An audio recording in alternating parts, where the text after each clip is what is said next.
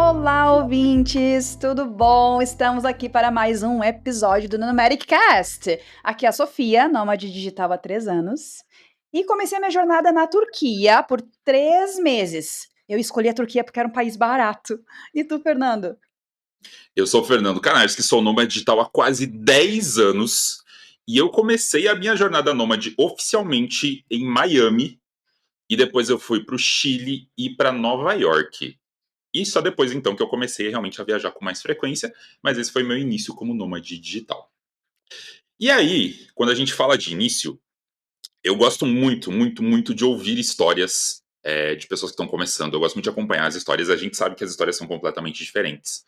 Eu fico imaginando o destino que as pessoas tomaram e o destino que elas poderiam ter tomado se elas não virassem nômade. E eu tenho uma pergunta pra você, Sofia. Já que a gente tá falando aqui de início, você virou nômade há 3 anos, eu virei há 10. A pergunta que eu queria te fazer é: se você não tivesse tomado essa decisão de virar nômade há 3 anos atrás, onde você estaria agora, no dia de hoje? Boa pergunta. Bom, 2 anos antes de eu, virar nômade, né, de eu começar essa jornada, eu estava organizando o doutorado. Então eu estava já organizando, entrando em contato com professores em outros países, então eu estaria provavelmente na Europa, fazendo um doutorado, porque o doutorado leva 4 anos, né, agora já faz 3, então provavelmente eu estaria no mundo acadêmico novamente, né, já tenho mestrado, estaria enlouquecendo, escrevendo tese, fixa num país, provavelmente não ia viajar muito, porque eu ia viver de bolsa, e eu não estaria com o meu negócio, né, eu não teria um negócio, eu não seria uma empreendedora como eu sou hoje, então a minha vida teria sido completamente diferente, Fernando. Caramba! E assim, eu gosto muito de ouvir as histórias das pessoas que viraram nômade, porque a gente vê pessoas que saíram de trajetórias diferentes, pessoas que se adaptaram, pessoas que mudaram de carreira, ou pessoas que, enfim, só fizeram a transição pro nomadismo ou pro remoto, que é o meu caso, por exemplo.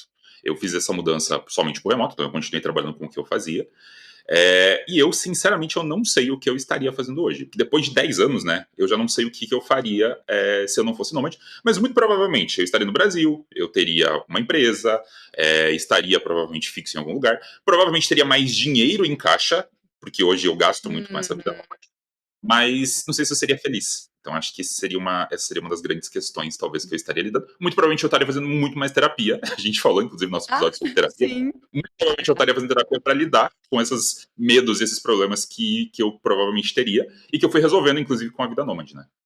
Ou talvez tu teria um estilo de nomadismo diferente. Talvez tu tivesse uma home base, né, e tu viajaria bem menos, né, de repente até, né, esse estilo de vida que é bem radical, porque nós somos full-time nomads, né, a gente tá sempre trocando, de repente tu seria um nômade diferente, né, a gente não sabe, né. Exato. E antes de virar nômade, eu já viajava bastante. Eu tinha fama de ser o cara que viajava mais na empresa. E assim, porque eu viajava 2 vezes por ano. Então, muito provavelmente eu estaria nessa, né? Tipo, eu seria um turista que iria fazer 2, 3 viagens por ano, alguma coisa. É. Esse seria o meu estilo, muito provavelmente.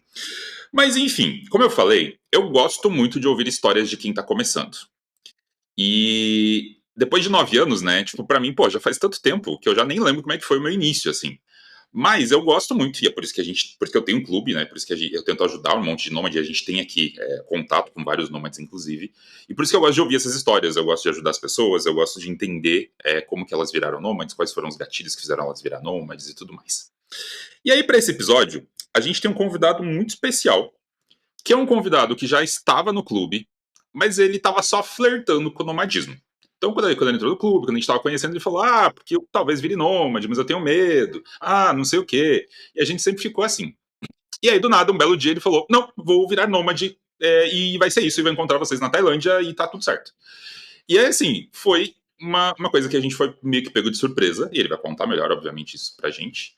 Mas foi muito legal, porque a gente pôde acompanhar essa transição nômade dele praticamente ao vivo.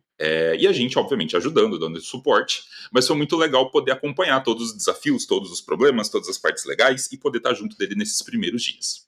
E aí, para isso, a gente convidou aqui o nosso querido Tom Ximenes, o cara das milhas, inclusive, e um dos nossos nômades mais participativos da comunidade, para contar um pouco como foram os seus primeiros 100 dias como nômade digital. Eu queria que ele contasse como foi o gatilho, como é que mudou. Enfim, a gente tem um monte de pergunta para ele aqui.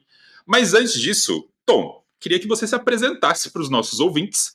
Quem é o Tom e o que, que as pessoas podem saber de você nesse início antes da gente te encher de perguntas?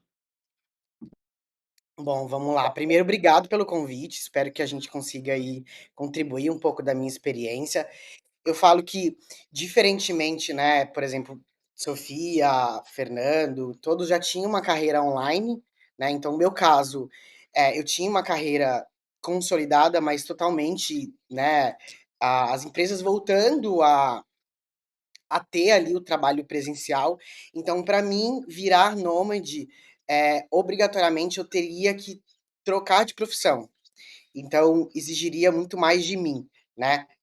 Porque eu teria que sair um pouco da minha zona de conforto para começar. Então, eu sou nômade digital há pouco mais de 100 dias. É, sou gestor de milhas, né? Obviamente, tenho uma empresa constituída há pouco tempo, então constituí uma empresa também há pouco tempo.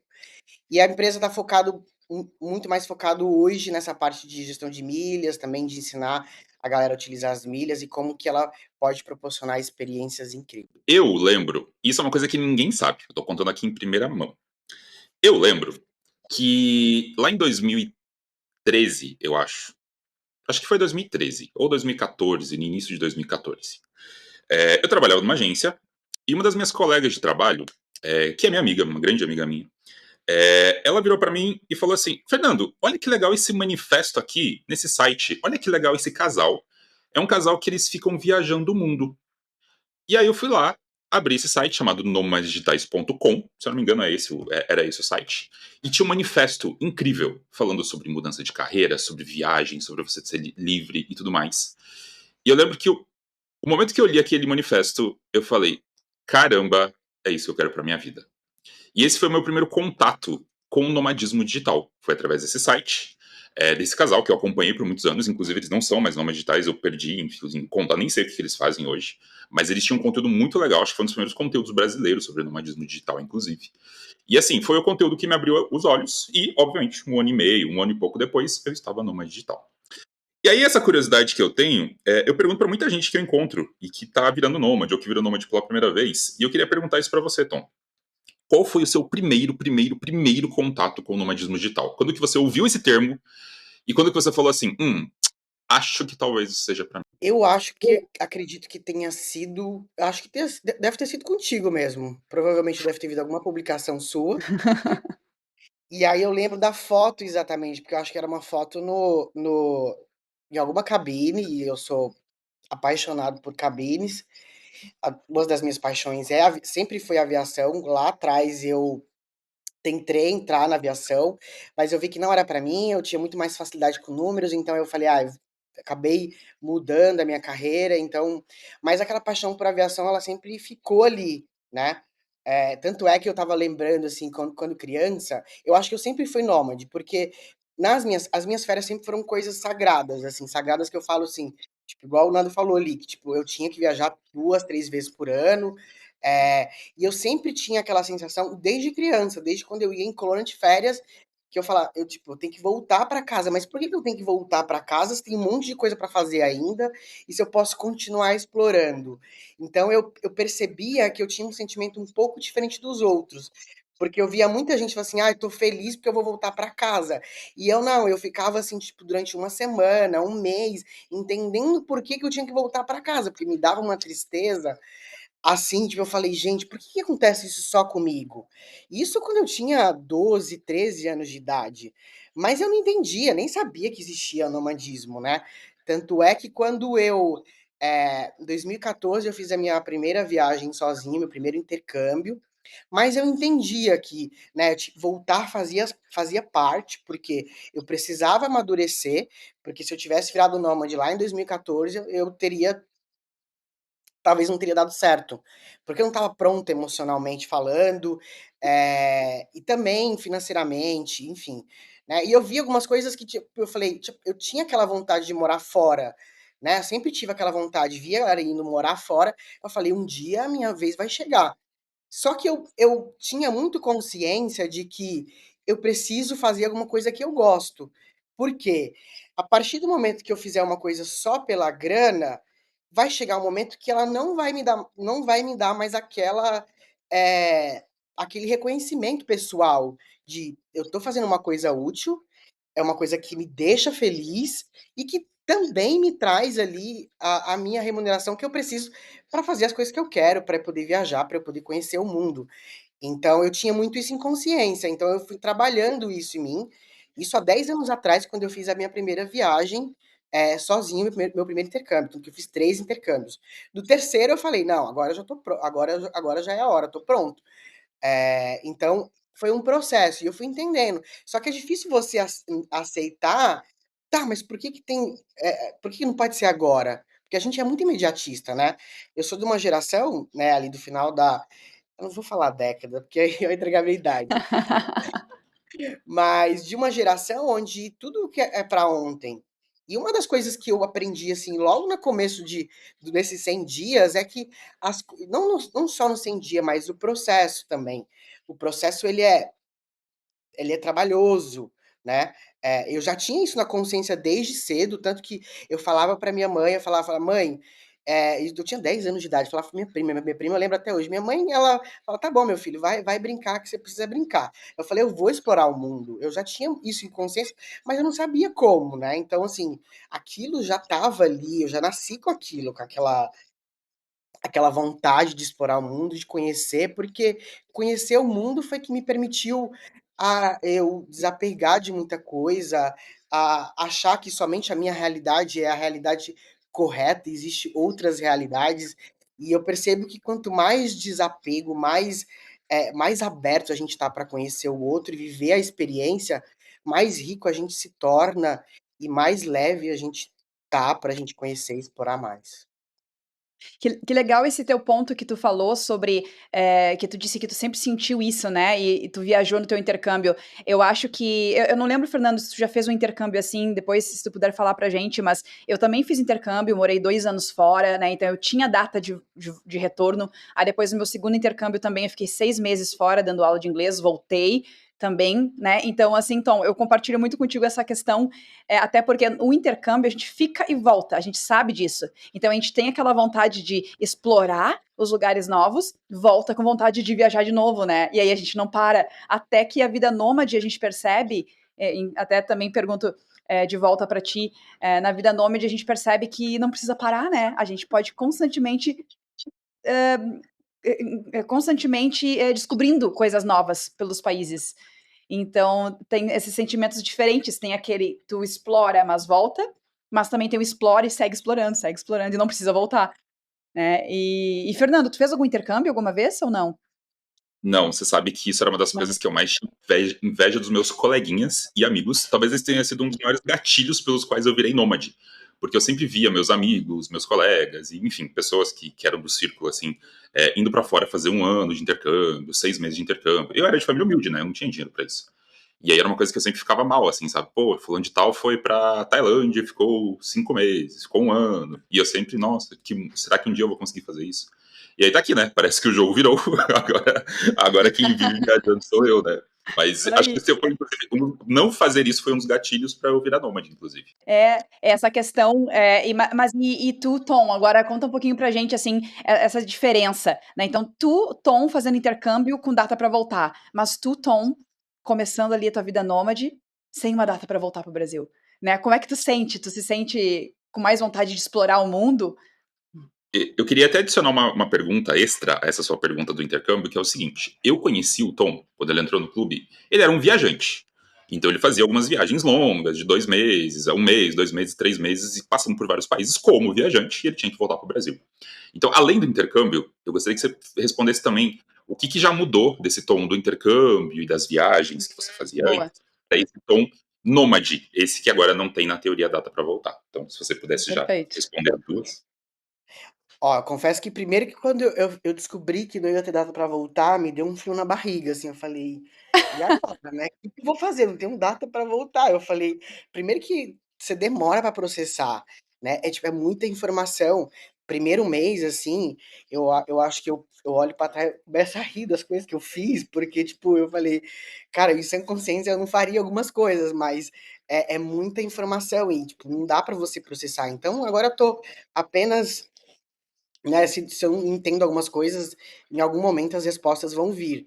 Mas, respondendo a pergunta de vocês, principalmente, eu acho que quando você é turista, pelo menos no meu caso, tá, vou falar do meu caso, eu sempre viajei com budget muito as férias pra mim eu trabalhei pra férias, sempre foi isso.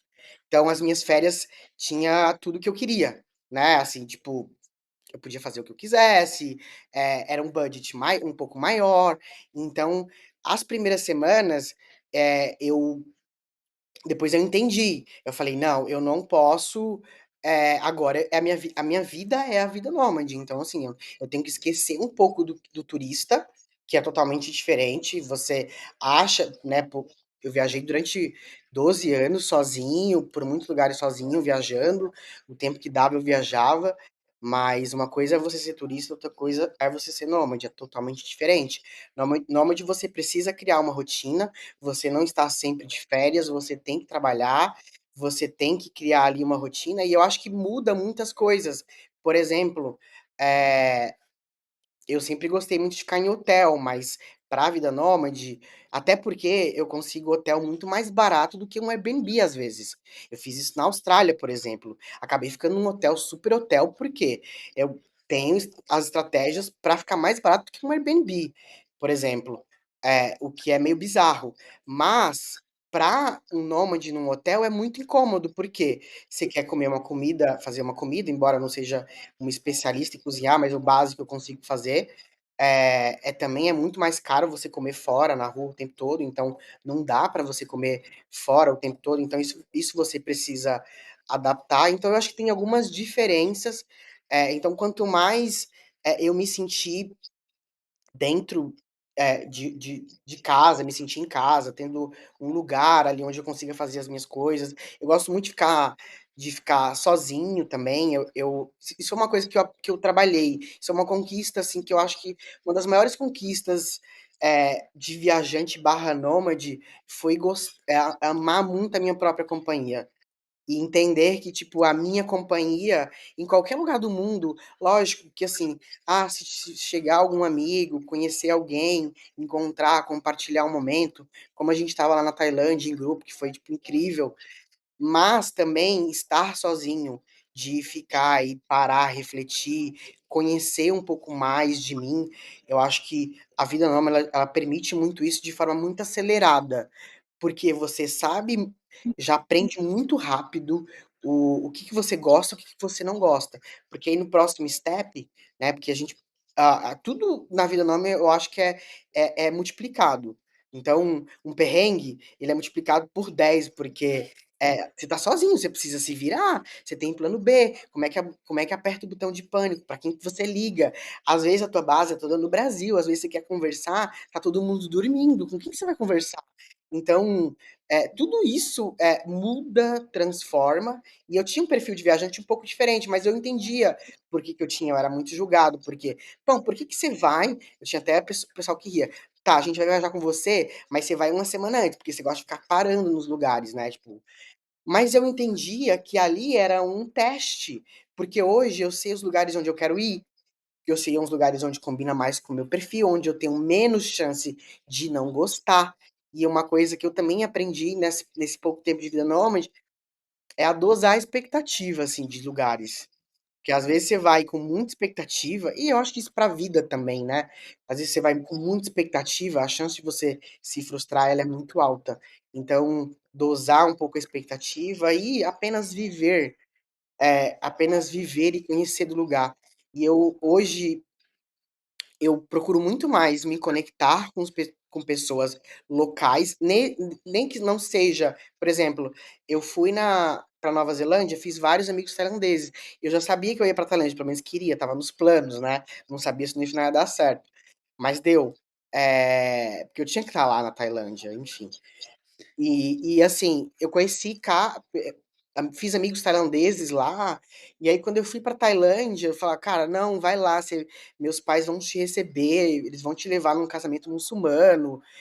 E eu falei: "Cara, quando que eu iria num casamento muçulmano no Brasil? Não iria, não iria". E assim, E ele falou assim, ele me brifou, eu já sabia, óbvio, assim, eu já li muito sobre a cultura muçulmana, eu fiz amigo da Arábia Saudita, fiz amigo na Índia, tudo são lugares que eu quero ir com um local, porque eu quero conhecer a cultura local. Eu não sou mais um turista. Ah, tirar uma foto no ponto turístico XYZ, eu tenho o dia que eu, na semana ali, que eu falo assim, não, eu vou conhecer aquele lugar, que é um lugar que é para você ir uma vez na vida, mas vou lá e faço o de turista, mas eu quero viver o local, eu quero mudar a minha forma de pensar, porque quando a gente olha, por exemplo, a simplicidade do povo asiático, ela te suaviza a tua vida e faz você enxergar a vida de uma maneira mais leve e entender que não é só aquela maneira que a gente conhece no Brasil, ou no mundo,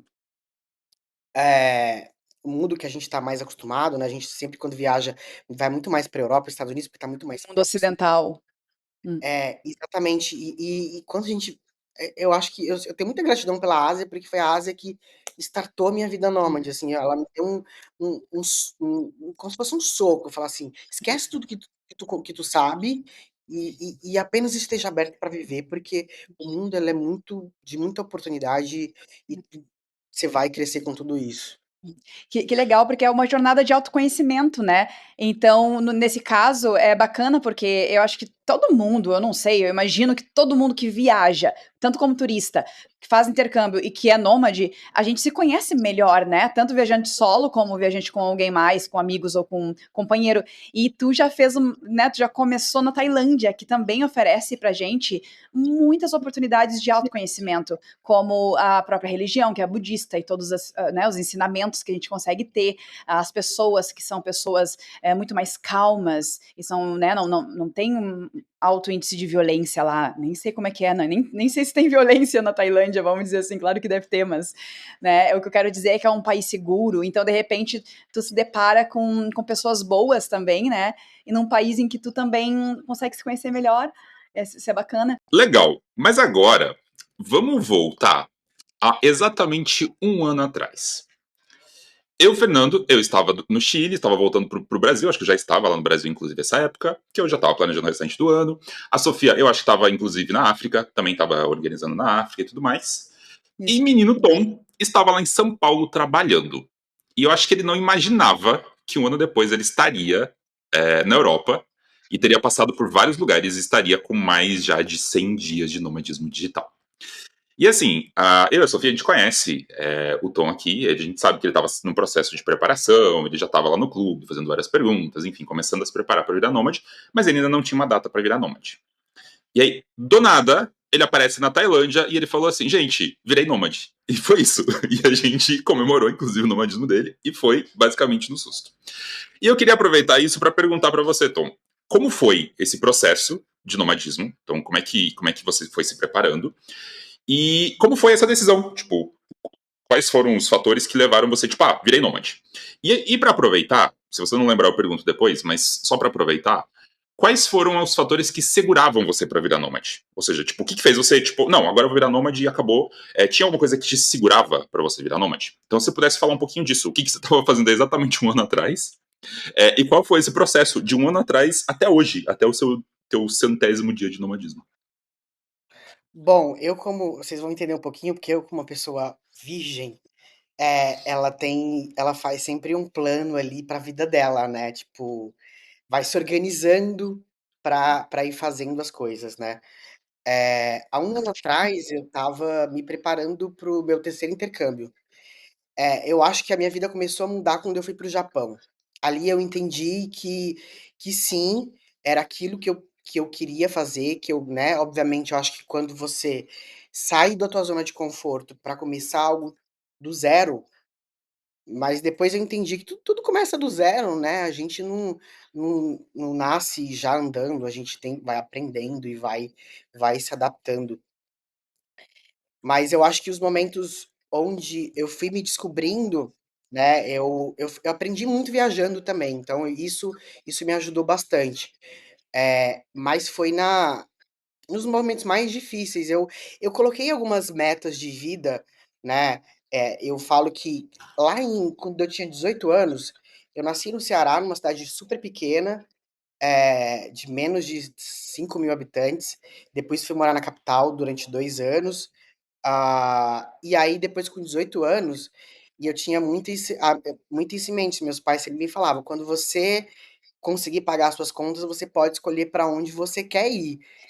Então eu tinha muito isso na cabeça, tanto que com 10 anos eu falei: "Tá, então se eu preciso ter grana, eu já vou começar a fazer negócio". O que que eu fazia? Pegava, vendia perfume pra minha família, para os meus amigos, porque ali eu já tinha uma renda, então eu já começava a treinar ali, né, tipo, porque se é isso que eu preciso ter, eu vou correr atrás. E com 18 anos, eu acho que eu já tive a minha primeira mudança drástica, porque eu saio, né, de uma base onde eu tinha e vou morar em São Paulo, que é a maior cidade do país, para começar uma vida também absolutamente do zero. Então, eu já tinha uma experiência de, por exemplo, estar longe da minha base familiar, de começar uma vida extremamente do zero e que eu tive uma carreira. E eu acho que um dos pontos, né? Eu coloquei algumas coisas que foram impeditivos e foram me segurando. Então, por exemplo, eu fui tendo muitas promoções, então isso foi de certa maneira me segurando. E aí, em algum outro momento, entrava um relacionamento, e aí aquilo meio que tipo, não, então agora não é a hora. Então ia segurando. E uma coisa que né, eu queria fazer alguma coisa que tipo realmente que eu fosse para algum lugar e eu também via, se eu fosse para algum lugar, eu queria algum lugar onde eu pudesse me movimentar, então eu já que meio que queria ser nômade, mas não sabia o que que era nômade, né, porque eu não me via 100% num lugar. Porque, eu gosto muito de descobrir, eu gosto muito de explorar, então sempre teve alguma coisa que foi me segurando, mas eu entendi hoje, ao longo desse processo, que era o meu amadurecimento que seria responsável por me transformar hoje. E eu falo que, assim, é engraçado porque, lá com 18 anos, minha família tentou me segurar para eu não ir para São Paulo. Mas eu, quando eu falo: "Eu vou fazer", eu vou fazer. E assim, eu fui sozinho para São Paulo. Eu não tinha trabalho, eu não tinha nada, eu só tinha vontade de explorar, porque eu vi que São Paulo tinha mais oportunidades, era menos quente também, então eu tenho um pouco de dificuldade em lugares um pouco mais quentes, então isso para mim foi um facilitador. E também eu percebi que eu teria mais oportunidade em São Paulo, então eu fui só com a minha vontade.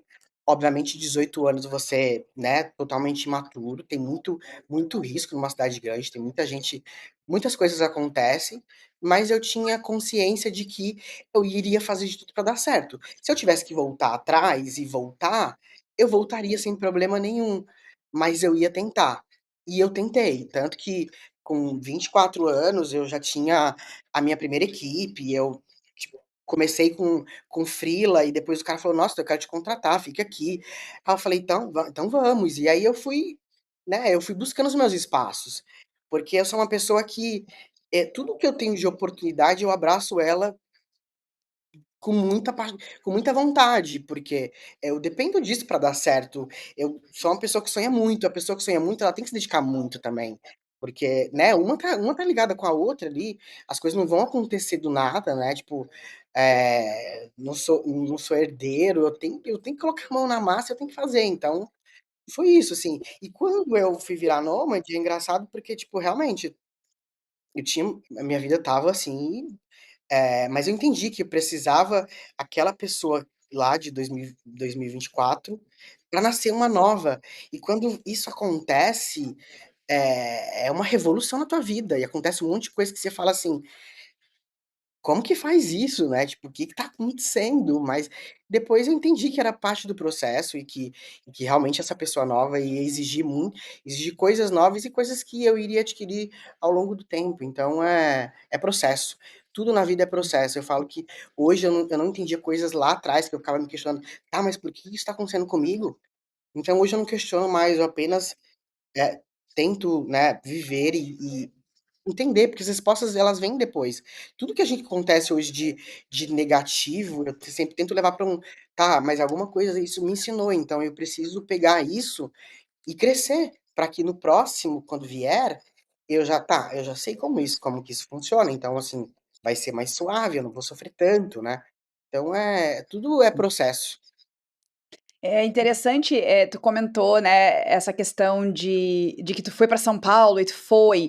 É muito bacana porque tem pessoas que se organizam tanto e querem planejar tanto, né, e têm sonhos e se organizam e colocam no papel, não, ano que vem, quando eu tiver mais segura, quando eu tiver mais dinheiro, quando eu tiver numa outra posição, ou, né, então tem pessoas que planejam tanto e acabam não fazendo acontecer. E tu foi lá e fez acontecer, São Paulo, Tailândia, né? Eu acho muito bacana isso. Que às vezes muitas pessoas têm tantos medos que acabam deixando para depois, né? As inseguranças. Então, é legal, né? Da gente pensar que se tu tiver bem organizado, vai, né? Te joga, claro. Também, né? Não te joga só com R$ 1.000 no bolso, né? Não, te organiza também. Bacana. E eu tenho uma pergunta, assim. Tu comentou do calor, né? Sobre os destinos, tanto como viajante, como nômade, as escolhas que tu faz, elas são baseadas em quê? No teu interesse em conhecer aquela cultura, aquele país, ou no clima, inverno, verão, primavera, ou na natureza, porque tu quer conhecer a natureza daquele lugar. Como é que tu escolhe os destinos, os teus destinos, Tom? Assim, falar que não tem medo sim, tá? A gente tem um frio na barriga que você fala assim: eu comprei isso aqui". Então, assim, vai ter o lado bom e vai ter o lado desafiador também, porque na vida É. nada vem de graça, a gente tem que dedicar para as coisas. Só que a tua vontade de realizar, eu seria uma pessoa completamente frustrada se daqui a quando eu fizesse 40 anos, eu não tivesse vivendo isso daqui. Porque isso era uma coisa que, tipo assim, chegou um momento da minha vida que, bateu na minha porta, falar: "Ah, vai ter que acontecer", porque isso já é uma programação de muitos anos. Não é, o nomadismo ele veio agora, né, tipo, né, veio que bom que tem que existe isso, né, porque eu queria ser isso já há muito tempo, só, né, deu match ali, porque eu acho que quando a gente tá sintonizado na energia certa, a gente se conecta com as pessoas correta e a gente faz ali as coisas acontecerem. Lógico, né, tem sempre a gente percebe também ali a energia.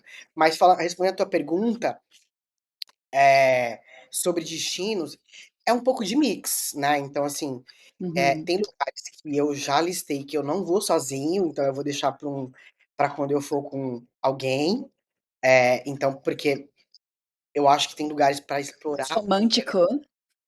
não só romântico, mas às vezes pode ser amigo também, por exemplo, eu tô, Uhum. ah eu tenho aqui na Holanda com uma amiga, e ela também adora viajar, então a gente acaba viajando bastante também. Então acho que tem lugares que dá para ir com amigos, tem lugares que eu quero ir com nativo, tem mas tem lugares que eu vou, que eu acabo indo só para conhecer a cabine executiva, a primeira classe, isso também me influencia muito, porque às vezes está muito cheaper. Eu não julgo ele porque eu faço exatamente a mesma coisa. Então eu tô aqui dando risada inclusive enquanto ele fala, mas é exatamente o que eu faço às vezes, tá? Então não julgo porque eu também faço. É tipo, eu fui pra Helsinki, o cara falou: "Mas por que você veio pra Helsinki?" Até o cara lá da migração, tipo, não faz sentido você estar aqui em Helsinki.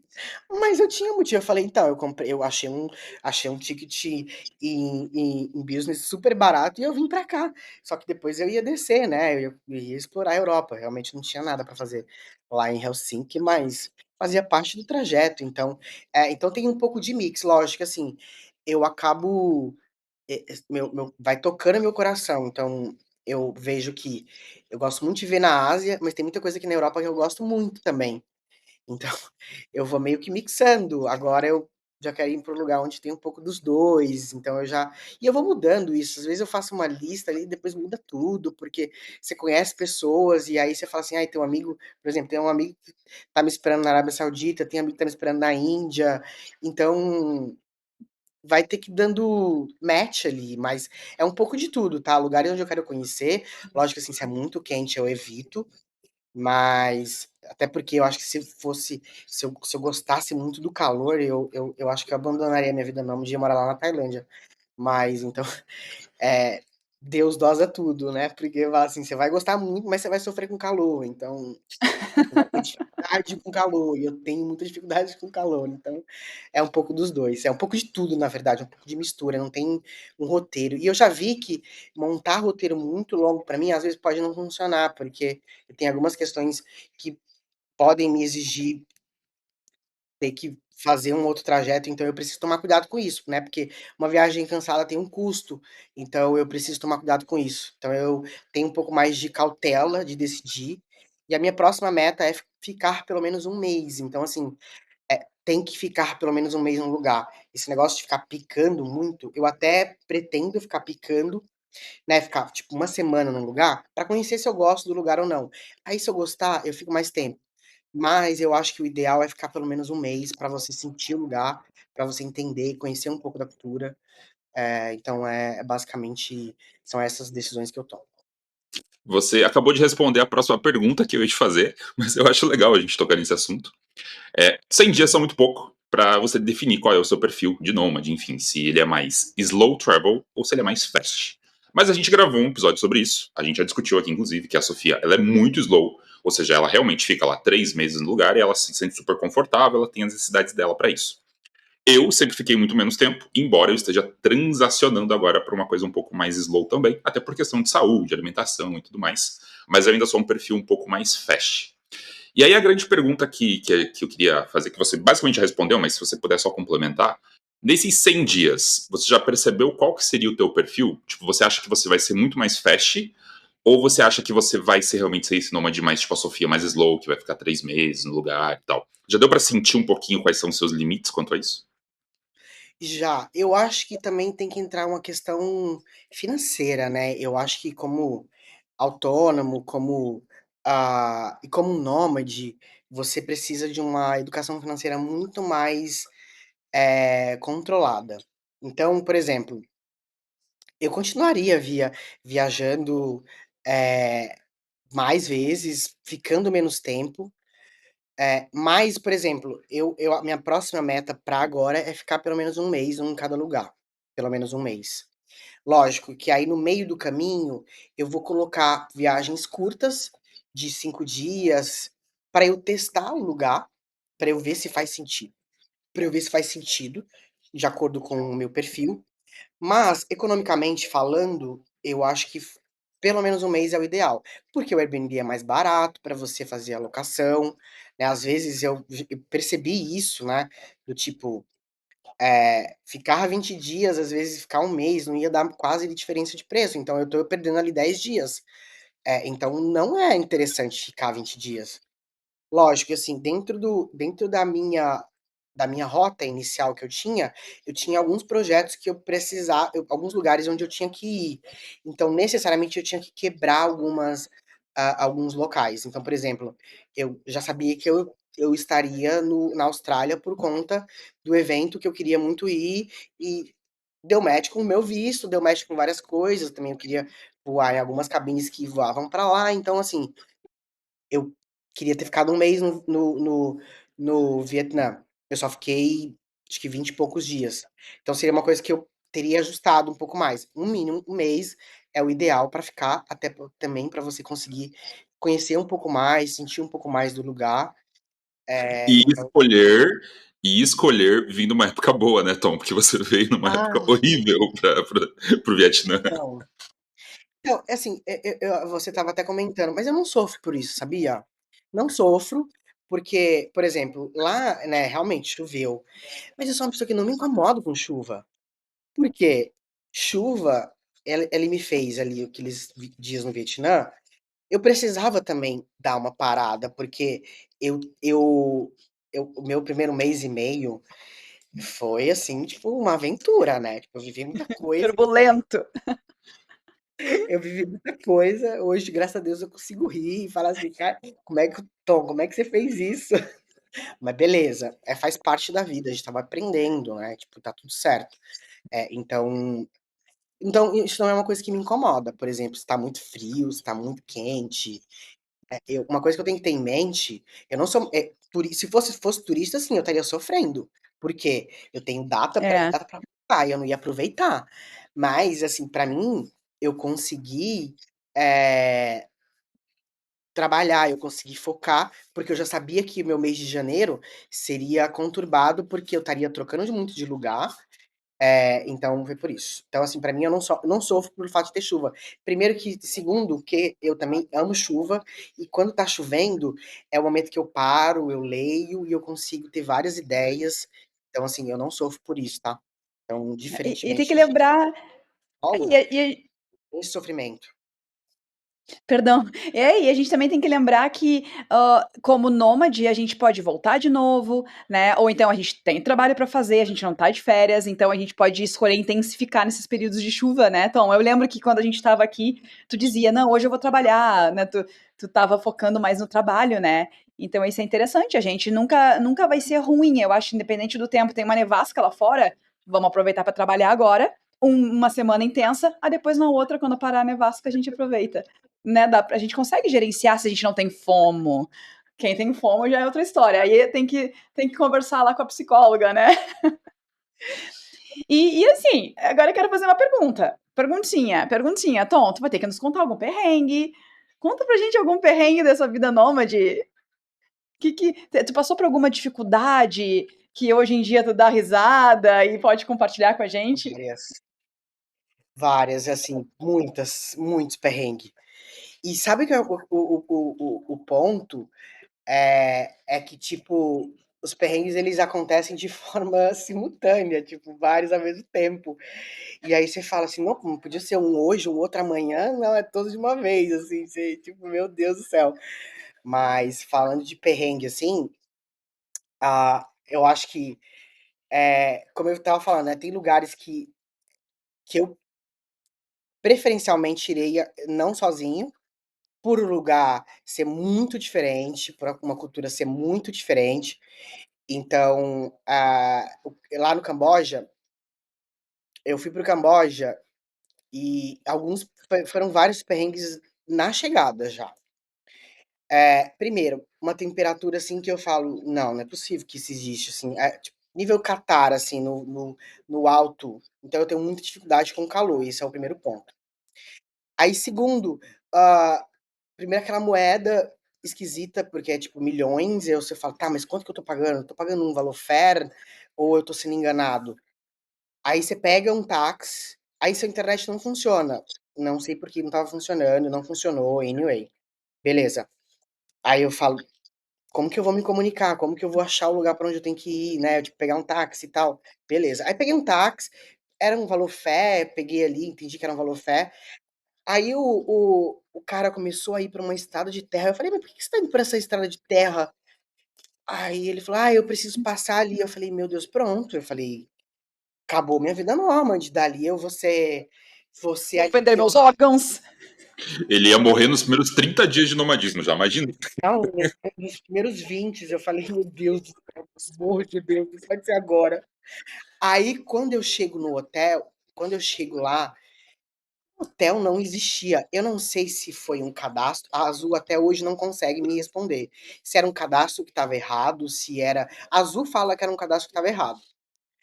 Podia esperar, eu já estava com frio na barriga, assim, tipo, e eu não estava emocionalmente preparado. Então, assim, eh, para o Camboja. Então hoje e eu percebo que hoje é uma coisa que, ah, eu me preparo um pouco mais, no sentido de Uhum. dosar a minha expectativa quanto a um lugar e saber se aquele momento certo para ir naquele país ou não. Então, talvez eu teria colocado o Camboja para ir com alguém, e eu já até tinha pessoa para ir, mas acabou que no final depois não deu certo, mas tudo bem. Aí não existia. Aí terceiro, eu não existia hospedagem. Eu falei: "Tá, vamos pegar o primeiro hotel que eu ver". Eu achei um hotel, tem um aqui do lado, me leva lá. Beleza. Aí na hora que eu chego, tinha o último quarto. Eu já estava cansado, eu falei: "Pronto, eu vou ser vão me levar tudo que eu tenho". Aí ela me coloca num quarto, no quarto andar. Tudo bem que estava só com a mochila, tinha deixado minha mala lá na Tailândia, porque eu ia voltar, eh mas eu chego no quarto e o ar-condicionado não funciona, e tinha um monte de inseto voando. O quarto era bonito, e tinha calor e a internet não funcionava. Aí eu falei: o mundo acabou pra mim, eu vou ter que conviver com inseto, com calor, com Tadinho. internet sem com uma moeda que, tipo, eu não entendo". Eu falei: "Não". Aí no isso beleza, eu falei: "Não, eu vou dormir, amanhã vai ser um dia diferente e pelo menos eu tô aqui e depois eu vejo o que eu faço". Quando foi no outro dia, eu fui conhecer, né, o templo e, cara, eu comecei a passar mal de calor, de verdade, assim, eu Uhum. não aguentei de calor, meu organismo não aguentou. Pressão baixou, alguma coisa A assim? pressão baixou, É. a minha temperatura subiu, e aí eu sentei e, assim, o templo lá ele é bem grande, são bem afastados, aí eu falei: "Eu preciso de água", minha água tinha acabado. Aí ele falou: "Só tem água daqui a 50 minutos". Aí eu falei: "Não vou aguentar". Aí eu falei: "Me leva pra algum lugar onde eu consiga beber água então". E aí eu falei tem uma hora que eu não aguentei, comecei a entrar em desespero, então mas eu entendi, tipo, foram várias coisas acontecendo ao mesmo tempo e, tipo, e são lições. Então, assim, o Camboja, eu acho que nos momentos mais difíceis, eu entendi que, assim, ali foi um tapa na minha cara no sentido de falar assim: "A vida nômade é isso, às vezes você vai encontrar lugares, você vai ter desafios e você precisa estar pronto". Ou pelo menos, assim, aceitar que aquilo pode acontecer. E você tenha um botão de pânico para apertar e que você consiga resolver rapidamente sem sofrer. Então, outros perrengues maiores aconteceram, então eu já estava mais assim: "Tá, beleza, faz parte da vida nômade, eu vou resolver quais são os possíveis caminhos que eu tenho para resolver e pronto, vamos resolver". Então, eu acho que tudo na vida, os momentos difíceis, eles ensinam muito também. Então eu busco muito ensinamento nesses momentos difíceis.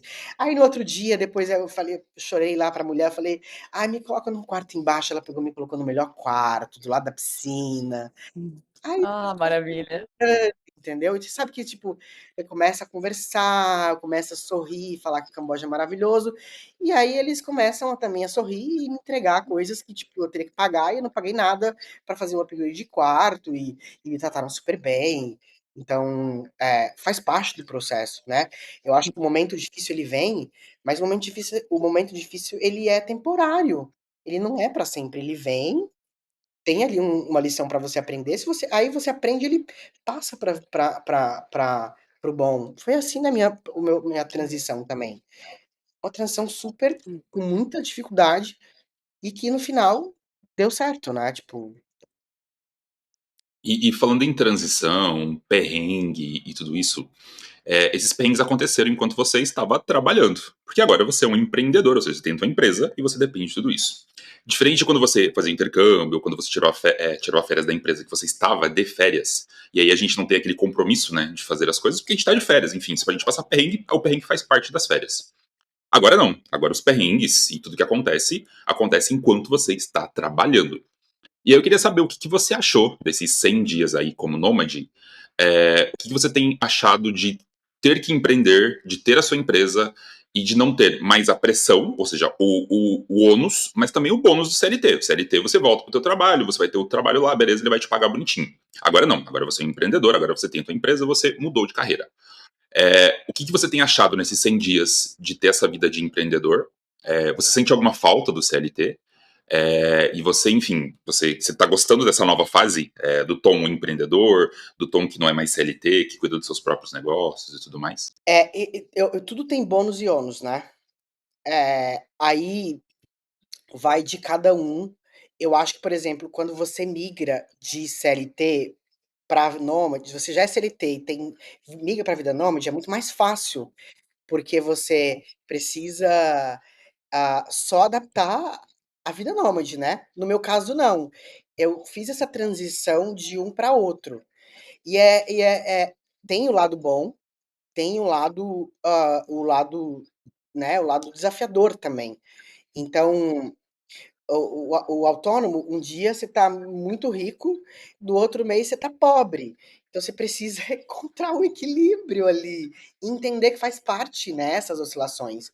Então, assim, é muito mais desafiador ser autônomo, Mas eu falo, que eu até falo isso bastante para quem me pergunta, porque, né, a gente começa a falar um pouco de nomadismo e as pessoas começam a se inspirar em você também, né? E elas vêm perguntar para você como que é e como é que funciona e que também querem seguir o mesmo caminho.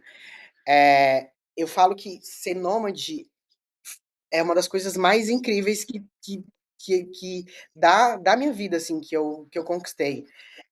Mas também as dificuldades, elas são diretamente proporcionais. Só que quando você tá, quando você quer muito e você tá muito realizado com aquilo, as dificuldades elas são mais suavizadas. Mas existem as particularidades do CLT, de você ter um chefe, de você, né, de você ter que seguir ali um cronograma, de você ter uma expectativa ali da empresa que você trabalha, e no autônomo você, né? Então, autônomo barra empresário, empreendedor, enfim, tudo o mesmo conceitos parecidos, mas as dificuldades elas são diferentes. Então eu sabia que eu teria acesso a dificuldades diferentes que eu tinha na vida de empregado. Então, existe uma adaptação, porque existem sazonalidades. Então, essas sazonalidades eu só vou aprender com o tempo.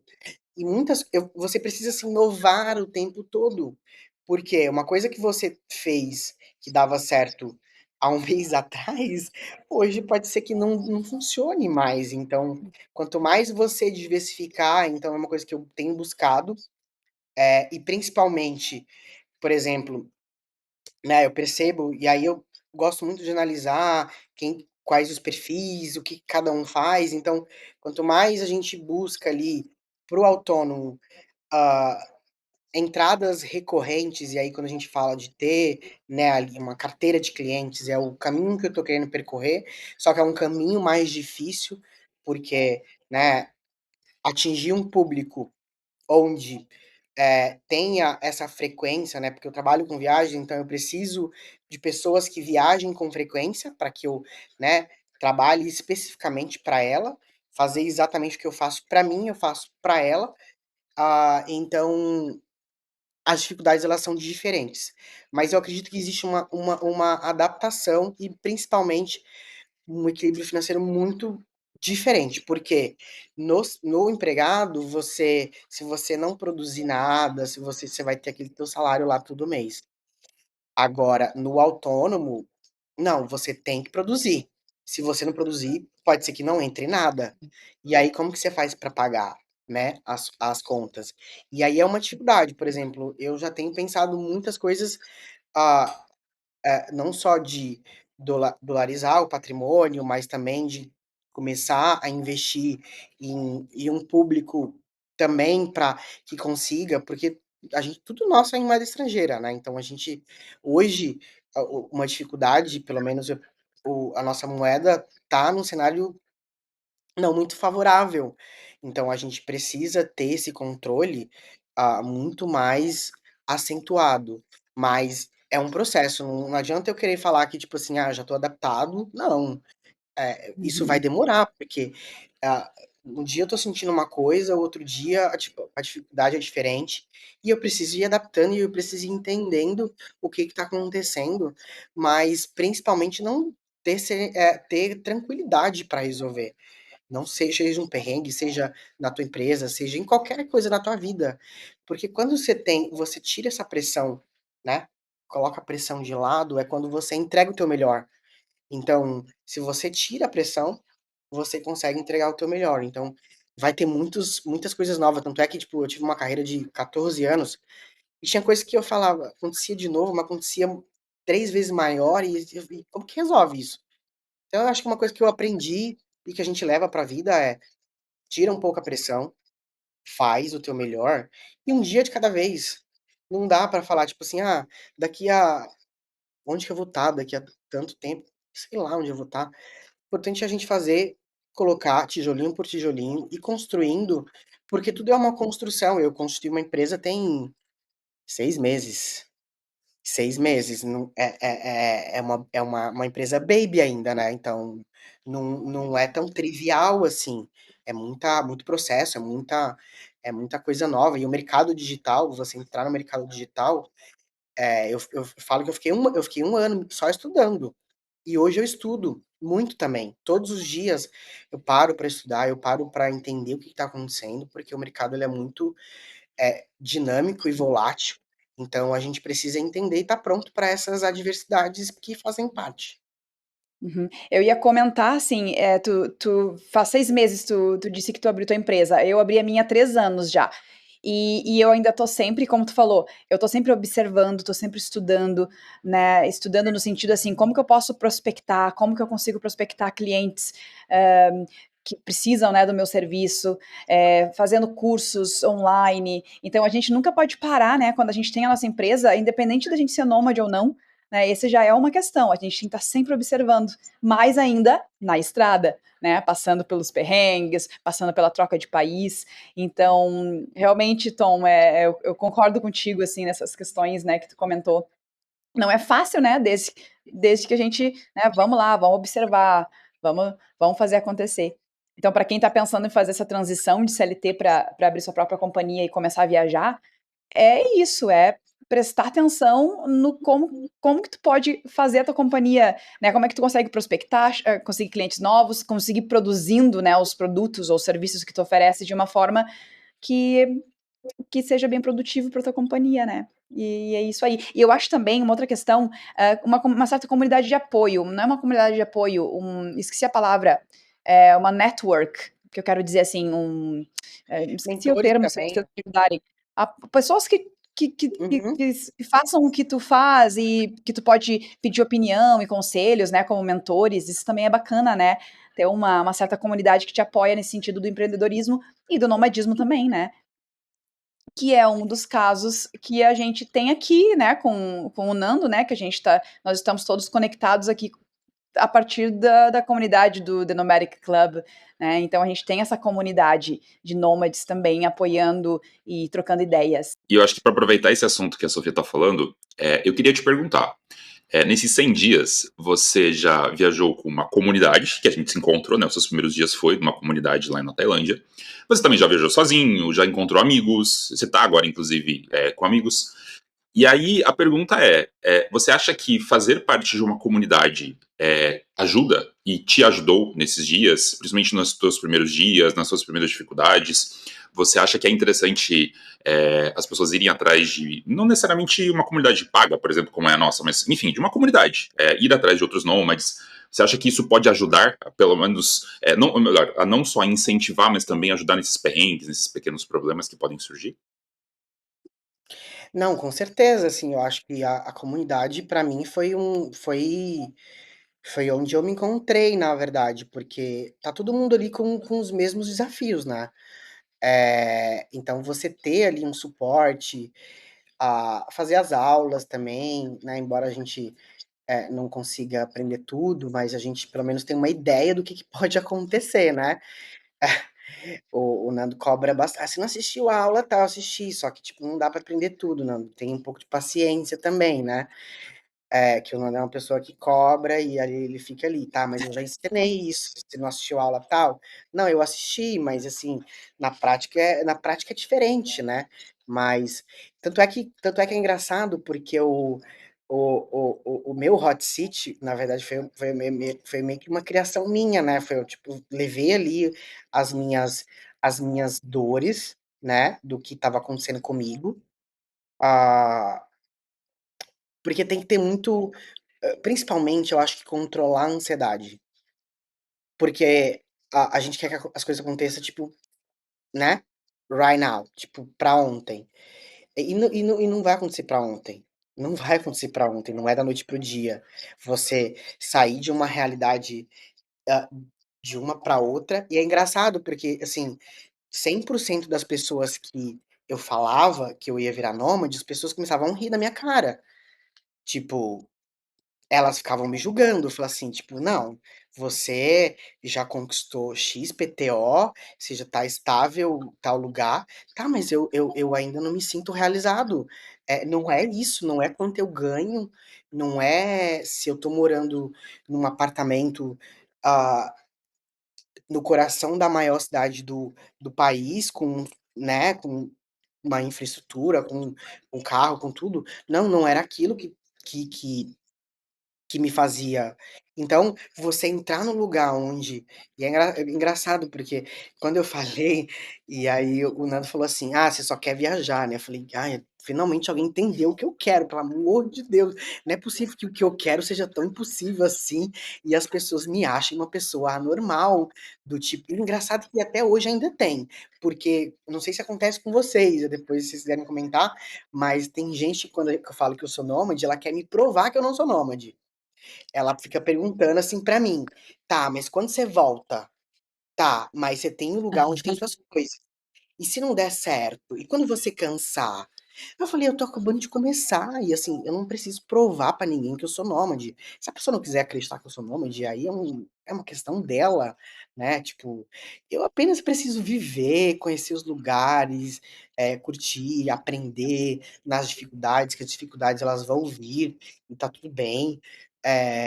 Mas eu quero principalmente eu acho que meu propósito de vida, eu acho que ajudar as pessoas a conhecerem um mundo diferente do que a gente conhece, de forma inteligente, de forma econômica, porque às vezes, se você for pelo caminho tradicional, ele é muito mais caro e talvez impossível para alguns bolsos, mas ele é possível sim, desde que você queira também. Você precisa querer muito, eu falo muito isso para os meus alunos. Nada vem sem esforço. Não adianta você querer achar que meu conhecimento vai sair daqui para o seu, se você não for lá e treinar e colocar em prática. Então, é isso. Então, assim, a comunidade me ajudou muito, porque no momento ah, que eu tava uma confusão, assim, que eu não entendia, eu queria muito, mas pra mim ainda era uma coisa muito impossível. Eu falei: "Tá, mas tem gente que faz, eu vou conseguir também, pode ser que eu demore um pouco mais". E tem a dificuldade maior, porque assim, eu infelizmente na minha carreira que eu tinha, eu não teria como eu ser nômade. Tanto que os meus 3 intercâmbios foram 3 intercâmbios de 1 mês de férias. E assim, eu tinha que implorar para ter 1 mês de férias. Embora, né, eu tinha que falar pra "Ah, tem que esperar tanto tempo?" Não tem problema, mas eu quero ter experiência. Tanto é que no meu último intercâmbio na Nova Zelândia, eh eu tive a certeza ali, eu falei: "Não, agora eu tô é o momento", sabe, porque eu já tinha f meu inglês já tinha melhorado bastante, já tinha feito amigos gringos, e eu já tinha meio que trabalhado um pouco também ali, porque o meu negócio estava começando a fluir, então eu já tinha sentido um pouco. Lógico, assim, ali era só um pequeno degustação do que poderia vir, né, porque na realidade ela é muito mais desafiadora. Olha, a gente tá aqui te ouvindo e ouvindo essas palavras inspiradoras, eu imagino que quem tá ouvindo aqui também deve estar super empolgado e super animado em fazer essa transição, caso ainda não seja nômade. Mas eu queria falar que a gente já tá falando aqui há mais de 1 hora e a gente precisa ir para os encerramentos, infelizmente. E aí, para isso, tem uma pergunta que eu queria te fazer, que talvez seja a pergunta que mais me fazem, que mais me fizeram a vida toda.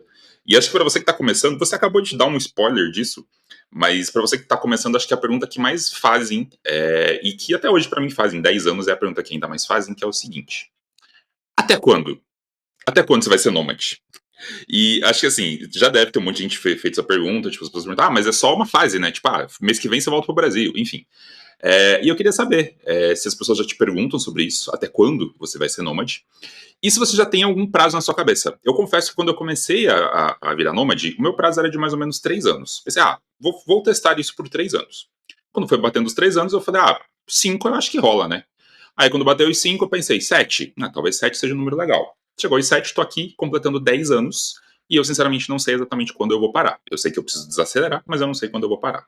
E a pergunta para você que está começando agora é essa: você sabe ou pensa mais ou menos qual que é o teu prazo de nomadismo? Você tem alguma coisa que faria você parar de ser nômade, alguma coisa assim?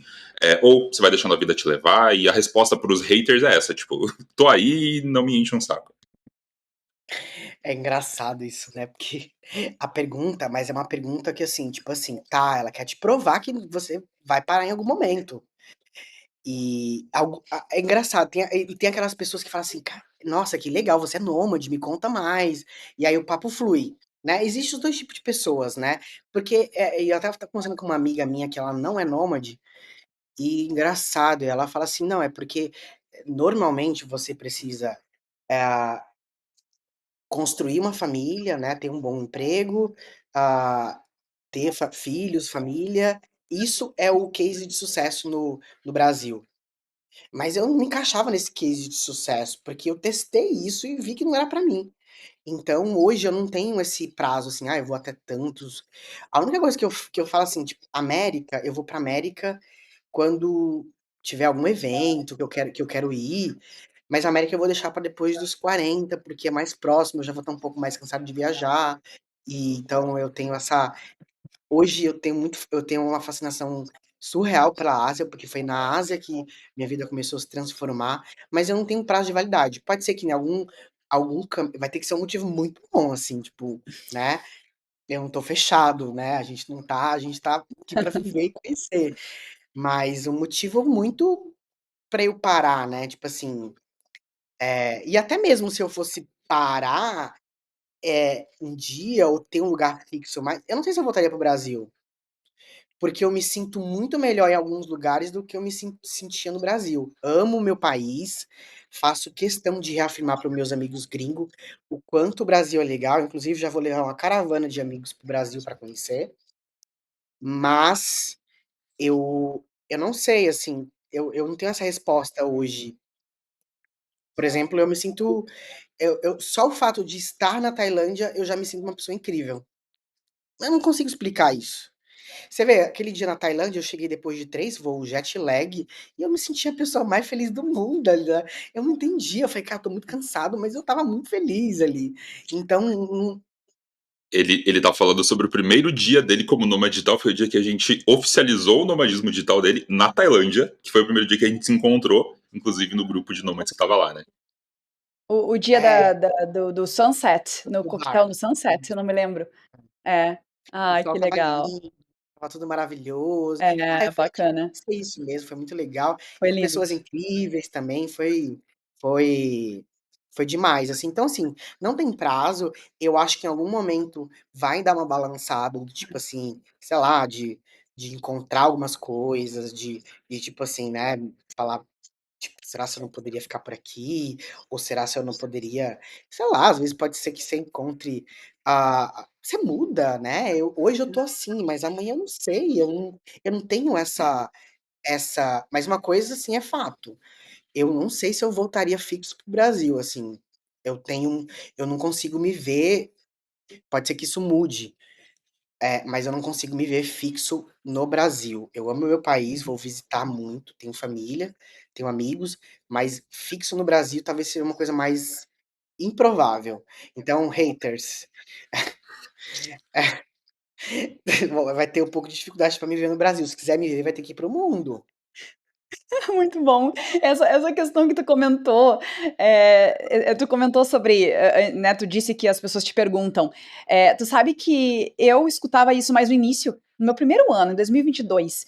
Eu escutava muito: "Quando que tu volta? Quando que tu volta?". As pessoas ainda não entendiam, né. Então no Instagram, quando eu conversava, no WhatsApp, às vezes atualizava um assunto com alguém que eu não via há 5 meses: "Ah, que legal, tu tá na Turquia, tu tá em Amsterdã, quando que tu volta?". E aí as pessoas não entendiam, eu explicava: "Não, eu não volto, eu não volto, eu não tenho data de retorno". Aí no segundo ano continuavam perguntando: "Ah, e quando que tu volta?". Aí eu fui para o Brasil para ficar 3 meses. "Ah, tu voltou?". Eu: "Não, gente, Brasil é só mais um destino". É muito interessante, né. Agora ninguém mais me perguntou, sabia? Agora nesses últimos meses, desde o meio do ano passado, ninguém me perguntou assim, quando eu converso com a minha família, quando eu converso com conhecidos no Instagram, as pessoas não me perguntam. Acho que agora, pelas redes sociais, né? Porque é o contato que a gente tem, agora eu acho que a maioria das pessoas que me perguntavam entenderam que não, ela não volta, e se ela voltar é um destino, porque já aconteceu, né? Eu fui para o Brasil apenas como mais um destino. Interessante, né? Então vai acontecer a mesma coisa contigo, Tom. Eu acho que em algum momento as pessoas vão entender que o que tu faz é teu estilo de vida. É isso, né? É o nosso estilo de vida. Não é uma viagem. A gente não está viajando. Então fica essa questão para os ouvintes também, né? Então, ouvintes, a gente só vai saber quando a gente volta depois que a gente voltou. Aí sim, eu voltei, agora eu vou ficar aqui no Brasil. Não é assim? Mas e aí eu tenho, então, eu queria conversar rapidamente agora, a gente já está encerrando a nossa conversa, infelizmente o tempo voa, e a questão, assim, então, a gente está na estrada, né, nós vivemos de uma mala, de uma mochila, né, e aí a gente tem aquela limitação dos voos, bom, vocês são muito chiques, né? Eu não viajo com esses voos chiques primeira classe de vocês, então eu não sei como funciona. Eu tenho que pagar para despachar minha mala de 20 quilos. E a pergunta que fica assim: a gente tem a nossa limitação para carregar na mala coisas que precisam ser práticas. Mas pessoas como o Fernando carregam coisas esquisitas. Que, por quê, né? Ocupar espaço. Mas tudo bem, o Fernando tem as razões dele. E tu, Tom, tu carrega alguma coisa diferente, inusitada, bizarra, desnecessária, ao meu ponto de vista, mas talvez é necessário para ti? Olha, eu falo que não tem nem espaço, tá? Porque eu realmente eu estava nessa discussão comigo, e eu cheguei à conclusão que na Ásia, especificamente, eu posso ter uma mala de 20 quilos. Por quê? Eu fiz a transição da mala despachada ah, pra mala menorzinha, há uns 8 anos atrás, quando eu vi que eu economizaria. E também porque eu sempre fui um viajante, mesmo quando eu viajava de econômica, que eu gostava de voar. Eu gosto de voar, eu gosto de voar. Tipo, eu sinto prazer em voar. Então, eu sei que não são todas as pessoas assim, mas eu sinto prazer em voar. Tanto que uma viagem, quando eu fiz, eu vim pra Europa, mas eu passei na ida e na volta eu passei pelos Estados Unidos, porque eu queria ter 4 voos longos. É loucura? É loucura. Mas ali eu percebi que, assim, né, obviamente nem todos os lugares eu consigo pegar um táxi, às vezes eu vou precisar pegar um metrô, um ônibus, e tudo isso pesa para você carregar. Só que na Ásia, especificamente, e quando você viaja de business, de first, você acaba tendo já a mala ali gratuita, mas eu nunca usei, nunca usei. Então eu estava nessa discussão, assim, se eu iria pra mala maior, se eu iria pra mala menor, mas ainda tô com a mala menor, assim, então eu vou decidir isso mais pra frente. Talvez quando eu voltar pra Ásia eu volte com a mala maior. Mas eu não tenho nada, assim, uma coisa que, né, uma das primeiras coisas que eu aprendi, teve um livro que me ajudou muito, ah, que é desapegar, né, o quanto o ego fala que a gente precisa de algumas coisas e a gente não precisa. Então eu tô vivendo com uma mala de 10 quilos em uma mochila há 100 dias, estando no frio. Lógico, no frio aqui eu tive que comprar coisas porque todas as minhas roupas de frio estavam lá no Brasil. Mas quando eu estava fazendo essa transição, eu doei a maior parte das minhas coisas e eu falei, eu só preciso dessas roupas aqui, a mala de frio uma hora eu volto e vou deixar ela em algum lugar estratégico para eu conseguir me virar. Mas assim, falando de coisas, não tem espaço na minha mala. Mas hoje, e é engraçado que assim, eu tenho pouquíssima roupa, mas eu tenho 8 necessários, 8 necessários, porque eu gosto muito de me cuidar. Isso é bizarro, né? Tanto que ontem, quando eu fui Produtos de comprar rosto, um vinho, skincare. um vinho no mercado, o cara pediu meu ID, né? Eu falei, ai, obrigado por achar que eu tenho menos de 18 anos.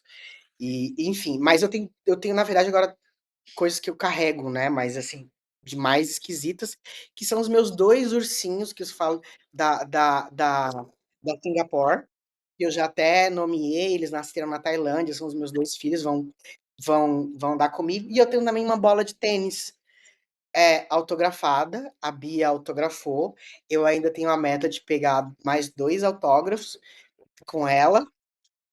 Então acho que talvez as coisas mais engraçadas que eu teria hoje seria os meus os meus ursinhos da Singapore, e a minha bola de tênis. Isso eu vou carregar comigo, porque eles estão comigo e eles, né, me ajudam Legal. ali a continuar meu propósito. Bacana. E tu, Fernando, tu tem mais alguma coisa para nos contar? Ou Tenho, acabou? tenho várias. E aí eu vou falar pro Tom. Você tá super econômico aí, só que você vai começar a perceber exatamente isso que tá acontecendo com os ursinhos da Singapore. Você vai começar a se apegar com as coisas. E aí você vai ficar com dó de jogar ou com dó de levar pro Brasil. Então muitas das coisas que eu carrego são coisas que eu me apeguei. Tipo, lembro do episódio da Thaís que eu só apegado num potinho de vidro que eu ganhei lá na Nova Zelândia. Então a gente acaba se apegando a algumas coisas e a gente acaba achando um lugarzinho para levar as coisas. Falando nisso, uma das coisas que eu carrego que é um pouquinho diferente, não é tão diferente assim, mas é um pouquinho diferente, é um Google Nest Mini. Pra quem não sabe, o Google Nest é aquele speaker do Google. Ele é um redondinho, ele não é tão grande, tipo, é um pouquinho menor que um Alexa, talvez. Mas ele é um speaker. E esse speaker eu ganhei há uns 4 ou 5 anos do Google. Que eu tinha lá o Google Fi, e por conta do Google Fi, clientes podiam pedir um desse de presente, ganhar um desse de brinde quando estivesse nos Estados Unidos. Eu estava nos Estados Unidos na época e consegui ganhar um. E aí, eu carrego ele. Tipo, preciso dele? Não, porque hoje em dia você pode ouvir música no computador, na TV, enfim, qualquer outro lugar. Mas eu me apeguei a ele. Foi um presente do Google, é um negócio que eu acho tão bonitinho. E assim, o legal é que eu coloco nos apartamentos onde eu estou e eu coloco música pra ouvir, eu faço algumas automações. Ele é tipo Alexa, só que, enfim, é do Google, então eu consigo conversar com o assistente do Google também. Então é um negócio que eu me apego. Devia me desfazer? Devia. Mas é um negócio que eu acabei me apegando. E, pô, eu ganhei, né? Eu ganhei do Google, que, enfim, é uma das empresas que eu mais admiro. Então é difícil a gente se desapegar. Então, esse é o meu presente não, meu objeto inusitado da semana. Ai, que legal. Agora eu dei um Google no Google Nest Mini, porque eu não sabia o que que é. É bonitinho. E é pequenininho, não é? Exatamente, ele é pequenininho, é bonitinho e é Ah. muito útil. Ele tem um som bem alto, dá pra ouvir bem, assim, eu acho legal. Ai, que legal. É isso aí, gente. Bom, eu sou a mais minimalista aqui, né? Eu só carrego coisa útil, eu tenho muita roupa. Então, eu tenho que me desapegar, mas eu não tenho essas coisaradas todas agora. Vamos ver se eu vou começar a adquirir alguma coisa. Boatos que ela andou comprando um liquidificador, hein? Eu queria saber se já chegou esse liquidificador e se você vai carregar nas suas viagens, hein? Ela tá falando aqui, sou minimalista? Andou comprando liquidificador esses dias e não foi o meu. A gente comprou um liquidificador mini, mas ele é gigante. Não, não dá pra carregar. Ele é um, ele é um liquidificador mini comparado aos liquidificadores. Ele não é um portátil de viagem. Não, ele vai ficar aqui em Da Nang. A gente não vai carregar ele. É impossível, ele é desse tamanhão aqui. Então não é a vez, Nando. Eu ainda não tenho nada inusitado na minha mala, não. Gente, estamos chegando ao fim, então. Primeiramente, gostaria de agradecer muitíssimo ao Tom. Muito obrigada por estar aqui com a gente, por compartilhar um pouquinho da tua história. Eu tenho certeza que os ouvintes vão ter adorado, né, ouvir o que tu tem para dizer. Muito inspirador, eu gostei muito das tuas mensagens, assim, em relação a esse estilo de vida, né, e a tua transição. Então, Tom, muito obrigada por ter aceito o nosso convite. Espero que tu tenha gostado. Não, com certeza. Eu que agradeço, gosto de falar, né? Eu acho que eu fui durante muito tempo, muito introspectivo. Agora eu tô melhorando um pouco, né? Com a rede social, a gente acaba falando mais, né? Então eu gosto de falar, eu gosto de compartilhar, e eu acho que a gente tem que ajudar as outras pessoas também a que querem seguir o mesmo caminho. E, e eu acho que, principalmente, eu acho que viajar é uma das coisas que mais enriquece. Então, Uhum. é meu propósito de vida, e contem comigo aí sempre que precisar para compartilhar ou ajudar de alguma maneira. É ajudando que a gente cresce. E eu tô ansioso para acompanhar os próximos passos dos próximos 100, 365, 2.000 dias e por aí vai, né? E assim, antes da gente finalizar, eu só queria falar que se você está ouvindo, e se você ouviu o nosso episódio até aqui, você pode participar indiretamente desse episódio e dos próximos episódios. Então lembre que esse episódio está hospedado tanto no Spotify, quanto no Apple Podcast, quanto no YouTube. Então assim, você pode deixar seu comentário se você estiver vendo no YouTube. Você pode mandar o seu comentário, a sua participação, a sua reclamação, a sua sugestão por nosso e-mail, podcast@denomedic.club. Então, se você quiser, manda esse comentário pra gente vai ficar muito feliz de poder ouvir. E importante lembrar que lá no nosso último episódio, que tá quase chegando o último episódio dessa primeira temporada, a gente vai fazer um episódio só sobre perrengues. O Tom já contou o perrengue dele aqui, mas a gente já recebeu alguns perrengues, tanto escritos quanto falados. Então, se vocês quiserem mandar os seus perrengues da vida nômade, de viagem, mande pra gente através do e-mail, através das redes sociais, através do Instagram, através do YouTube, enfim, pode escolher qualquer canal e mandar isso pra gente, seja por áudio, seja por vídeo, seja por texto, que a gente vai usar isso lá no nosso último episódio, a gente vai poder comentar, vai poder compartilhar, a gente vai fazer nossos comentários, inclusive, né, vai poder julgar os perrengues de vocês. Mas assim, fiquem à vontade para poder participar. Lembrem que todas essas informações estão aqui na descrição e também estão lá no denomedic.club/podcast. Então, se você tiver qualquer dúvida, vai lá no site, compartilha também, enfim, vai estar estão todas as informações lá. E vale lembrar também que a nossa trilha sonora é do nosso querido amigo Felipe Ortega. Então, é graças a ele que a gente tem essa trilha sonora aqui no nosso podcast. E eu acho que é isso, né, Sofia? Temos um episódio muito legal. Eu achei muito bacana ouvir toda essa história do Tom. A gente acompanhou ao vivo, né, boa parte dessa história, porque a gente estava junto na Tailândia. E, enfim, a gente acaba conversando muito mais com ele, então a gente acaba acompanhando um pouquinho mais do que aconteceu e, enfim, do que tem acontecido na vida dele nessa transformação. E, Tom, espero que sejam só os primeiros 100 dias de muitos que estão por vir. Continue aproveitando a sua carreira, a sua vida e continue inspirando pessoas, que eu acho que já tem muita gente se inspirando, não só na parte das milhas, que a gente sabe que você manja pra caramba de milhas, mas também nessa coisa de nomadismo, que eu acho que você consegue transmitir mensagem muito boa para as pessoas. Então, queria te agradecer de coração e queria saber se você quer deixar uma última mensagem final aí, deixar teu perfil, inclusive. Essa é a hora de você comentar um pouquinho, porque a gente já tá quase no finalzinho do episódio. Eu acho que uma mensagem, assim, eu acho que se você sonha, cara, dedica 200% de você, um pouquinho todos os dias, para você chegar lá.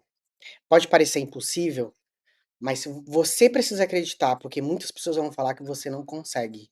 Mas se você acreditar, e lógico, vai ter momento que você não vai acreditar também, porque a gente é assim, né? A gente, né, quando as pessoas duvidam, a gente também duvida. Mas se você tem um sonho, cara, corre atrás, dá o teu melhor todos os dias. É dando o teu melhor que você consegue e saindo da zona de conforto que você consegue viver coisas incríveis. E tem os desafios também, mas eu acho que os desafios eles trazem um amadurecimento gigante pra gente. Eu acho que em 100 dias eu vivi uns 10 anos, eu acho.